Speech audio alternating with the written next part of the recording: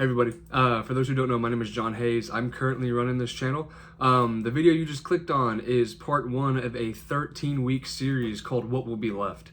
Myself and Riley Dooley will be leading it. Riley is a Crimsonet here at the University of Alabama. Myself, I'm a retired student athlete. I was a swimmer. I swam for 18 years and swam for the University of Alabama for 2. This study is a student athlete / sports athlete, Christian athlete, study, really diving into once your sport is gone, whether it's by choice or not by choice, what will be left and who will you be? This is a lot of stuff that I wish that I had known beforehand, some of the stuff that Riley has learned over the last few years as well. And we just think it's really important to really dive into this idea about post-sports life as a Christian and as an athlete. This is a 13-week series. The video should be coming out about once a week, alternating between myself leading and Riley leading. The video you just clicked on is part 1 of that series where I will be leading the topic of missions or gifts and missions. So thank you all for watching the video. If you have any questions, leave them in the comments and I would love to get back to you. Thank you all very much. Should have enough storage. My phone would crash out halfway through. Yeah, it would be like, no more storage, can't record. Perfect. All right, sis. Thank you so much for that awkward little intermission. Oh no. All right, but here we go. This is our short little study for the night. After all, a little overview. This is kind of what we'll jump into.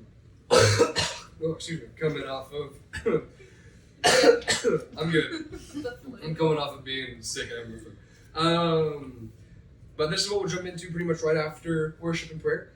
So tonight, what we're going to go over is a little tidbit, something I'm calling gifts and missions. For those of you, if you have your Bible, pull them out. If you don't have it on, if you have it on your phone, also pull it up. I'm not gonna do the thing where it's like we'll warm up slowly as we get to know each other, and then I'll do all the readings and get in everything. No, I am going to pick on people at random to read passages. But we will all the readings will be in the exact same spot. And it'll be Matthew 25, verses 14 through 30, the parable of the talents and the servants. All right. So Vito, I think you're already there. But before we go, I lied. So questions that I would like you all to think about as we go through this is, what is your gift? What is your mission? And are they separable from each other? So as you think, these are things that I want you to think about. We'll dive back into these at the end. But now Vito, verses 14 and 15, please. Again, it will be like a man going on a journey who called his servants and entrusted his wealth to them. To one he gave 5 bags of hay, to another 2 bags, and to another 1 bag. Yeah. So in my version of the end, it says to each according to his own ability, then he went away. Heavy emphasis and different translations. So talents and all that in bags. So a talent in that time was worth, I believe, 20 years worth of salary, give or take. So 5 talents, 5 bags, will kind of be the same way, like denarii and all that. But specifically, I really enjoyed this first half because everyone is given different amounts, but it said each according to his own ability, then he went away. So big emphasis here on that idea. I'm gonna have to take notes on paper or print them, because I have my notes on my phone, and my phone is currently recording the session.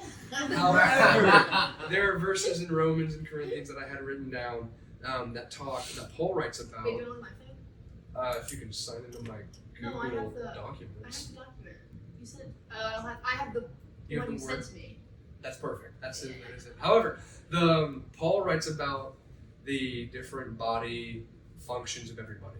So whenever you read this, and you get basically, so the master is the Lord, and the servants are us. But he doesn't give people different things because they are more deserving.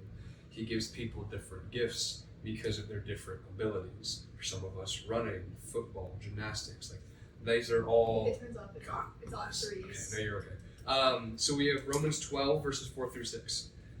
For as one body, we have many members, and the members do not all have the same function. So we, though many, are one body in Christ and individually members one of another, having gifts that differ according to the graces given to us, but let us use them nonetheless.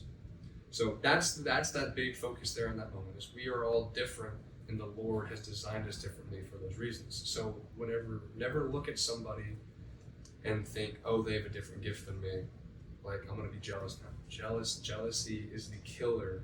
Envy and jealousy is the killer of happiness. I think the quote goes comparison. So you are not limited by the gifts you have now.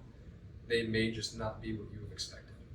And I think that's something that goes into something that's going to go a little bit later, is you may have a gift and you might think it's for a specific mission or reason. However, the Lord may have given you that gift for a different reason. He just hasn't shown you that reason yet. Luke 16:10-11 says, one who is faithful in very little is also faithful in very much, and one who is dishonest in very little is also dishonest in very much. So then, if you have not been faithful in the unrighteous wealth, who will entrust you with true riches? I put this verse in here to think about this. Sometimes some people have a lot, sometimes some people have a little.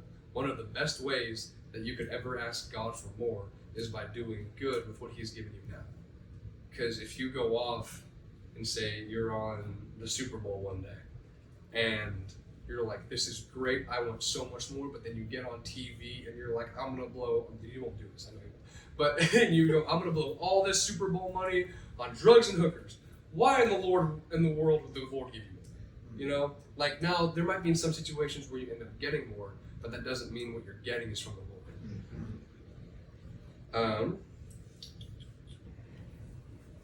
So there's more available to you, and it's just kind of your route on what you get there. All right. Next few verses, 16 and 17. Okay.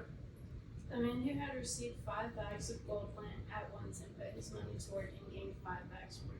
So also the one with 2 bags of gold gained 2 more.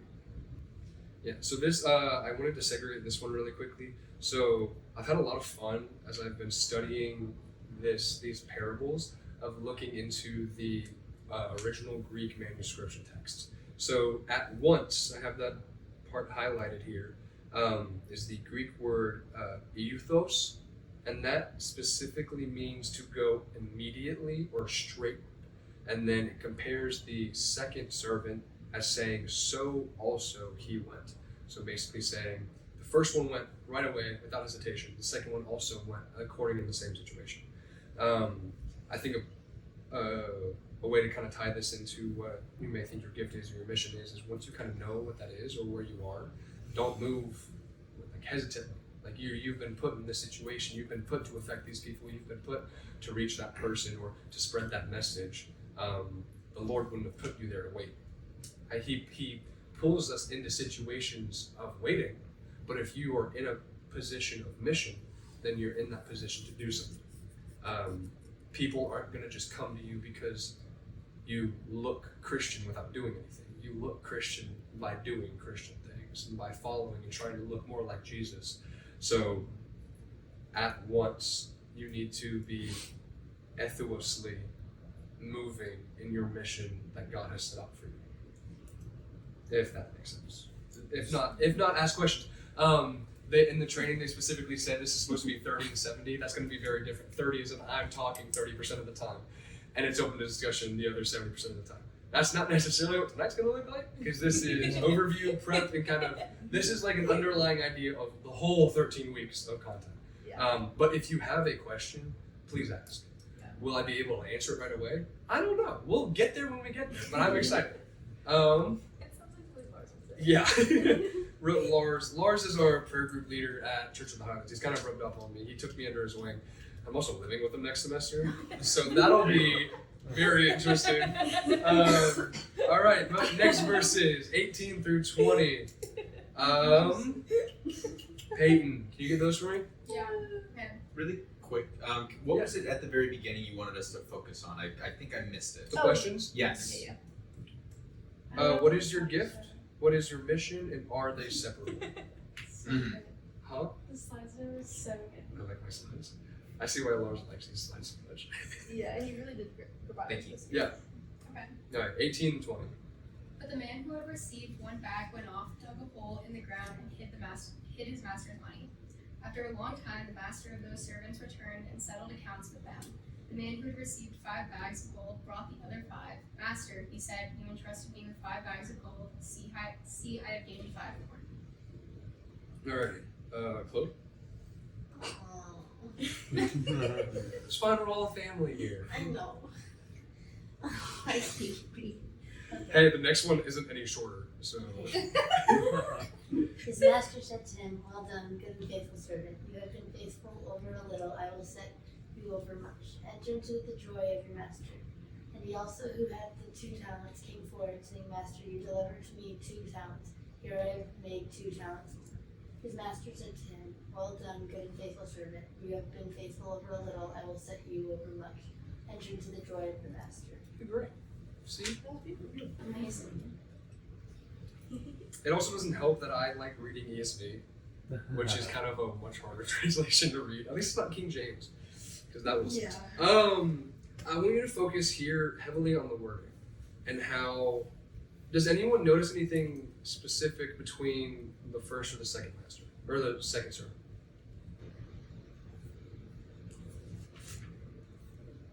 About what he says to. There's nothing different. And that's the key, is one made more than the other, and in the same way, in the same sense, there was no difference between how the master treated them. They were both cold, good, and faithful, and they were both given the ability to come into the joy of the master. So whenever we relate ourselves to, as servants, to the master, the Lord as Jesus, as Yahweh, as God, it doesn't matter how much you make, as long as you're doing something, is the key here. We'll go into it later. Even if you lose everything, but you're still trying to do stuff for the will of the Father, he doesn't treat anyone differently because one made more and one made less. And here's the same situation, kind of where that Luke, we'll go first with Luke 16, 10 through 11, about who would trust someone with little if they're untrustworthy with them. So they've been trustworthy in much, they've been good and faithful over much, or over little, so they will be set over much. So that's kind of what I was saying earlier, but like even if you're faithful in little, as long as you're faithful in little, you will be provided more because you've proven your worth. I think a theme, kind of oddball topic theme my brain just went to really quickly is Abraham. Abraham is the father, that's where we get Abrahamic religions. So technically, if you want to think about it in broad scopes, he is the father of Judaism, Christianity, and Islam. That's where we get the term Abrahamic religions from, is from him.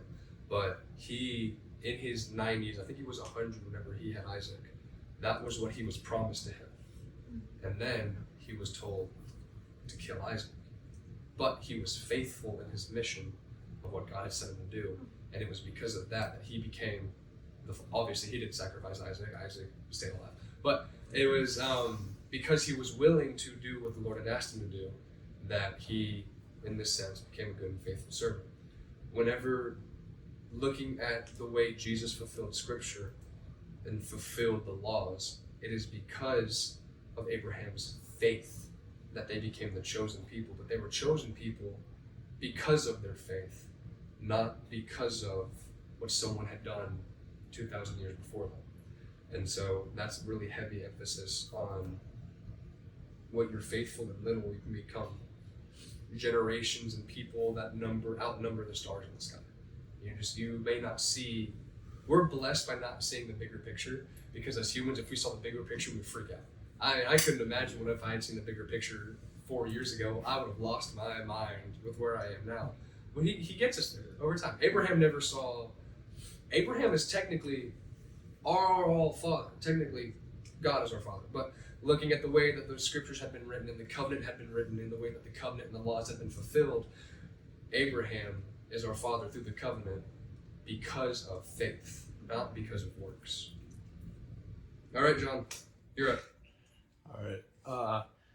He also, who had received the 1 talent, came forward, saying, Master, I knew you to be a hard man, reaping where you did not sow, and gathering where you scattered no seed. So I was afraid, and I went and hid your talent in the ground.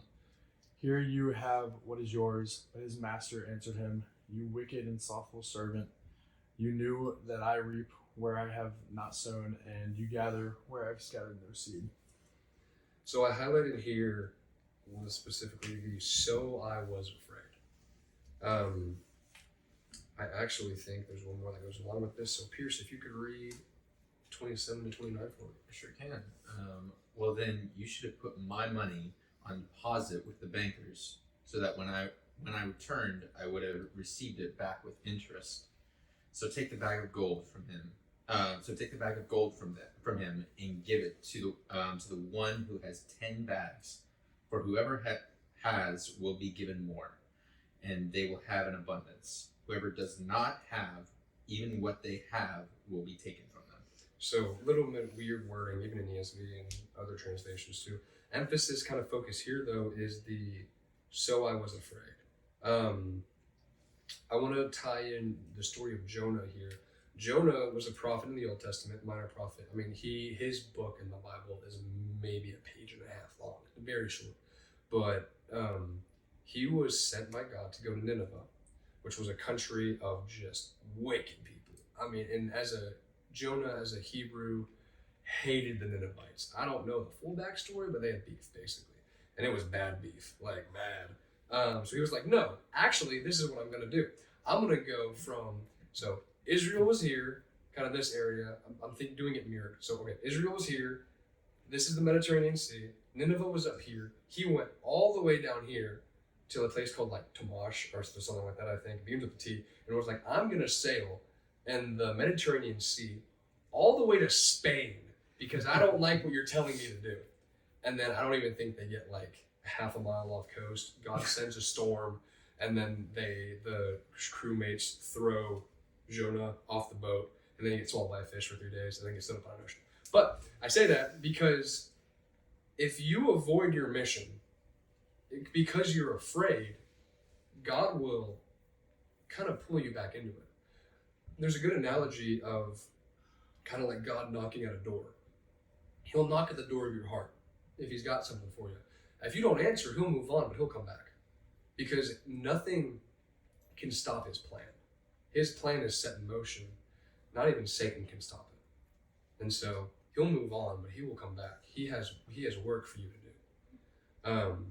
And he is not going to let fear get in the way of that. The ethos word, I can't remember the Hebrew word for it, but there's a direct translation as well in the Hebrew in the book of Jonah, because whenever Jonah gets thrown up by the fish, the Lord tells him, now go to Nineveh. And it says he goes without hesitation. And that same translation word is used in this moment. So don't be afraid. But it also says here about that you ought to have invested my money with the bankers. So here, big thing is, even if you had lost money, because investments with banks don't always go well. Even if you had lost my money that I had given you, I would have been okay. But for you to do nothing with what I had given you is like a slap in the face because you were afraid. So again, emphasis here is like what you are doing, at least try. I didn't give this to you for no reason. I gave it to you as a blessing. Everything you have is something I have given you. You are stewards of mine. I mean, I don't know why I'm thinking of this at the moment, but it was like scientists laughing in the face of God. And it was like, we have found a way to create life from nothing. And God was like, all right, cool, show me. And so they grabbed dirt. And as they pick up the dirt, God's like, wait, no, that's mine. You can't use my stuff. Everything, all the clothes, all the talents, every firing neuron in your brain, every breath you take, the name Yahweh is literally a written version of the way you breathe. So every time you breathe, you say the name of God. You're gonna let that simmer. Huh?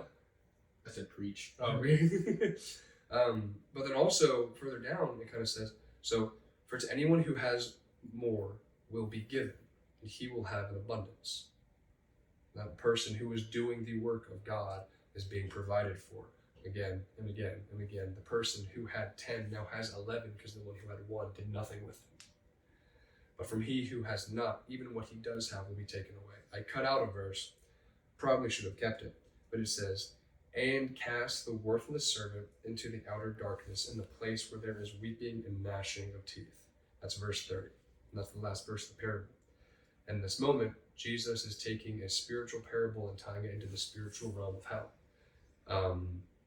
And it directly ties into a moment on the Sermon on the Mount where Jesus is talking about those who do his will, or the will of the Father. That's Matthew 7, verses 21 to 23. Can someone find that and read that for me? Matthew 7, verses 21 to 23. Just whoever gets there first.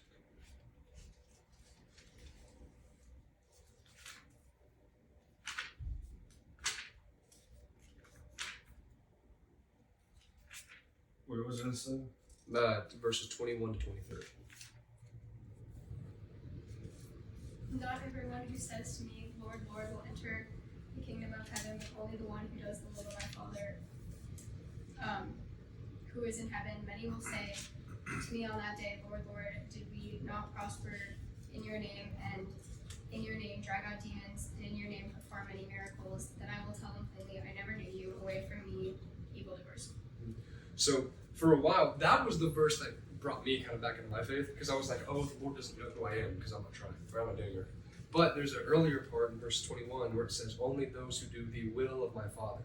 So it made direct reference where you can cast out demons, you can heal the sick, you can raise people from the dead, you can do all these works in Jesus' name. But if it is not the will of the Father and you're just doing it, I don't want to say it doesn't count. I mean, it's still good, but it's God has a plan, and you can do stuff in God's name, but that doesn't mean it's going to be his plan. So that's why, as we're talking about this, and we're talking about Jesus knocking at the door of our hearts, asking us to do something for him, and we don't listen, someone else is going to end up taking it. Those who have will be given more. But that's why also I'm saying those who don't have, even what they do have, will be taken, and the servants will be cast out into the pit of darkness with gnashing and gnawing of teeth. So I say that all to really get you kind of questioning of, so what is your gift? What is the gift that you have the Lord has given you? And now he's given you a gift for a reason. Now what is that mission that he has you on? For example, swam for 18 years. Thought I was going to the Olympics. Man, when I turned 16, I was on my high horse. I say this not to brag. I say this because of the emphasis of the story, but I was ranked second in the nation for my class and was on multiple national breaking age record relays. So I was like, I'm on my high horse. I'm going to the Olympics 2020, 2024. Look out. 2 years later, get injured and never going to swim competitively in that standard ever again. So I'm like, all right, why in the world? And I was like, okay, cool, whatever. That was in September of, would have been 2023. January 2024, I was like, all right, cool. I'm going to get my CPA degree. I'm going to get my accounting degree. I'm going to get my master's in accounting degree as well. 14 days later, I'm sitting in meditation, my quiet time, and the Lord comes to me and he goes, I put this desire of coaching in you for a reason. I'm not going to let you squander it so simply.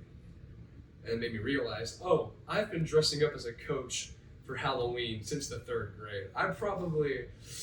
And so it ends up being, I swam for 18 years, not so that I could be a fantastic swimmer, so that he has given me the opportunity to be a swim coach where I get to feed into kids and possibly go to ministry school so that I can both coach kids in swimming and help coach kids in life. So my mission that I thought was going to the Olympics was not going to the Olympics this entire time. So then are you allowing yourself to be a good, faithful servant? Do you know what your mission is, and are you listening and following what it is? Or are you ready to know what your mission is yet? I was saying 4 years ago, if I had been told that, you're going to get injured and it's all going to be for the glory of God, I would have lost my mind. I mean, I would have absolutely been so mad. I mean, I was mad when I got injured, but I would have been more mad if I had been told I was going to get injured for a good reason. And I was like, so I can go on a whole tangent about renewal, about renewing your mind, renewing your spirit for the movement of the Lord. But I also post it on YouTube, so shameless plug if you want to hear about that. You can watch my YouTube video. But really ask yourself, if you were to lose your sport tomorrow, would you be content with who God is now? Because if you're not content with who God is now, then you're not serving God, you're serving yourself. And I do all that is end on that heavy topic. But that is what we're going to dive into for the next 13 weeks of what will be left. Because I genuinely want you to ask yourself if at the end of these 13 weeks, if I lost my sport, what would be left of me? Would I be an empty husk? Or would I still be a servant of the Lord?